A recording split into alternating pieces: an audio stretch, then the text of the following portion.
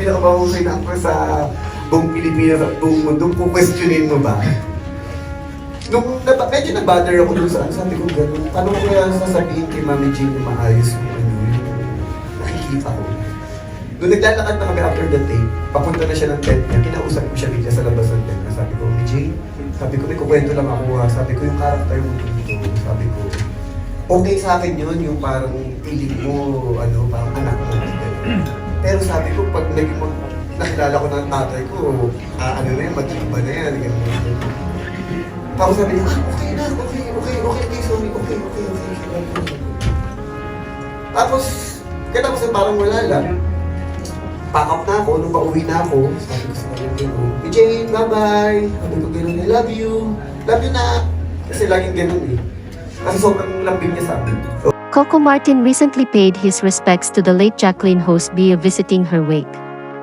He shared a photo from the wake on his Facebook page, offering a glimpse of the solemn gathering.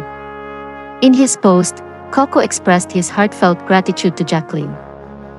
He also called her Mommy Jane, which just shows his closeness to the late actress.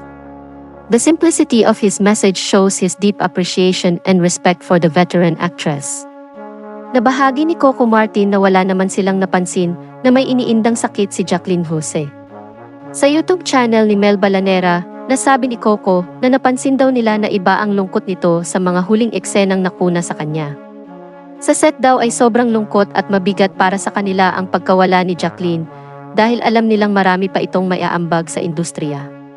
Ang huling eksena naman daw nila ay nang nagpaalam daw ang karakter ni Coco kay Chief Espinas sa FPS, Batang Quiapo.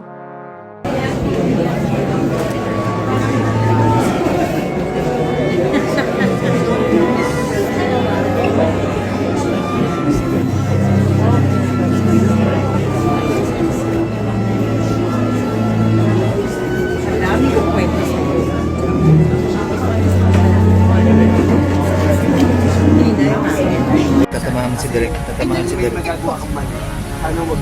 Sana mag-appreciate mo. Sabi ko sa akin. Tapos dinext ko siya. Sabi ko, thank you, Jane. Sabi niya, hindi ka nagalit. Hindi, ang wala mo naman ako nakikinig ako eh.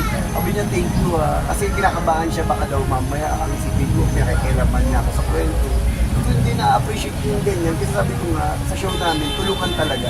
Collaboration, lahat na Ikaw ba ang nag-ayos ng flowers? Lahat kami po ng sa pagmamahal namin sa kanya sa show. Right. Mula sa ABS. Kamusta ang mga kasamahan nyo ng Actually, down kami. Talaga kapon, yung nag-dating kami. Ang lungkot, ang tahimik. Wala nag-uusap. Hindi namin pinag-uusapan. Pero bagsak yung buong team. Yung lahat ng mga artista production. Talagang tahimik. Nagkapakiramdam. Ang isi ngayon kami magkikita-kita. Dito sa host ng tribute for Thank you, Papa. Fox, parang nanay mo na si Miss Jacqueline, alam ko yun. At gaano kabigat sa loob mo ngayon na nawala siya? Magbiglaan, ano?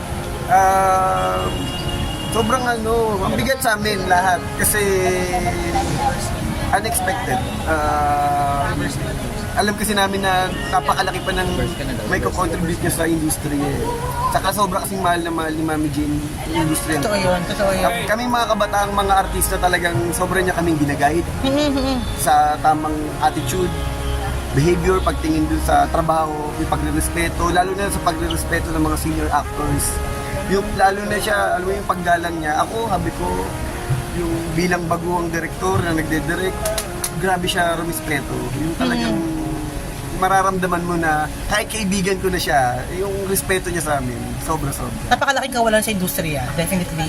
Napakahusay na actors na nawala sa atin. At sana kayanin ng, ang lungkot ngayon dahil halos natulog sa pagkawala niya yun. Ako nga, sabi ko nga, after ni Sir Deo, yung mga pillars natin sa... Eddie Garcia, tapos si Eddie, si Direk Nicoy. Mag-usap-usap nga kami, sabi ko nga, baka kailangan mag-mask tayo kasi nawawala yung mga natin yung mga poste natin. Mga haligi, no? Kaya, oo nga eh. Ang hirap eh. What are the things na mamimiss mo lang kay Miss Jacqueline? Yung passion, yung pagmamahal niya sa craft niya, yung pag-aalaga niya sa amin, sa production, sa aming mga batang artista. At yung pagmamahal niya sa pamilya niya, sobrang mahal na mahal niyang pamilya. Nagkukwento ba siya sa'yo na namimiss niya? Ano ba yun? Alam mo lahat yun, yung paghihirap niya, yung sakripisyo, dahil to sa sobrang pagmamahal niya sa pamilya niya, sa mga anak niya, at sa passion niya sa industry. Oo. Iba kasi na hindi to basta trabaho lang. Ano talaga, puso't kaluluwa ang ibinibigay niya sa bawat trabahong ginagawa.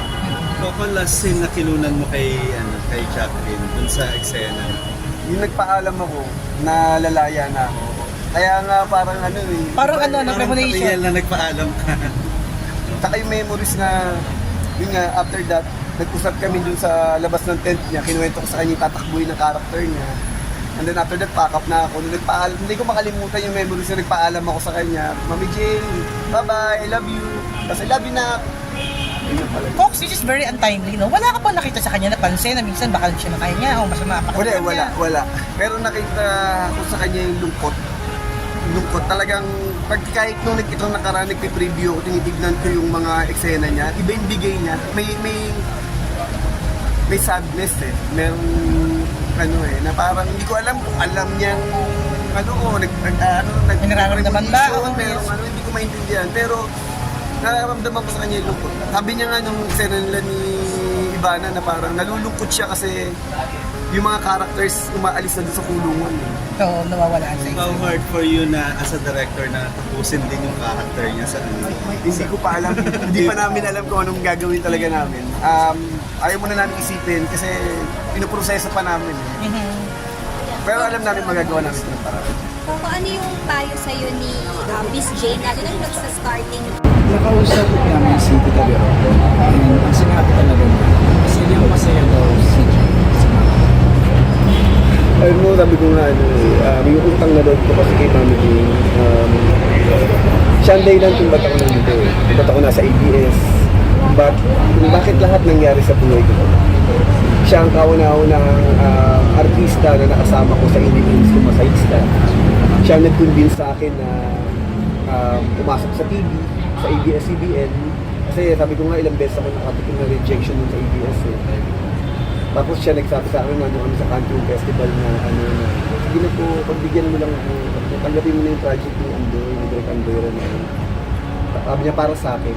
Kaya ako tinanggap yung Ligaw na Bulaklak. And then after that, nagdira-diretso na itong career ko sa ABS. Tapos yung ginawa ko yung Panday, ikaw na unang dinarito yung pelikula, siya yung nilapitan ko para makasama. Tapos hindi siya nagpabayad sa akin doon. Alam mo yung sobrang na-appreciate ko siya bilang nanay. Na talagang hindi lang katrabaho, yung alam ko at ramdam ko na mahal niya. Hanggang sa nakatrabaho ko siya nitong huli mo sa Love You With An Accent kami ni Joe. Tapos pinakwento ko sa kanya yung plano ko dito sa Batang. That time, nasa kabilang network pa siya. Excited siya na sana makapasok siya. Nung natapos siya sa kabilang network, kinuha ko siya para dito sa Batang Quiapo. Sobrang siya excited. Natutuwa ako kasi naramdaman niya at na-appreciate niya yung pagmamahal at respeto na namin lahat bilang artista at kaya nakikita namin yung kung gaano siya kaligaya dito sa show. Pero sobrang galing naman talaga. Ano nang mangyayari sa character niya? Kasi yun ang pinag-uusapan ngayon na parang mabubuhay ko na daw yan. Nabuhay siya yung character niya.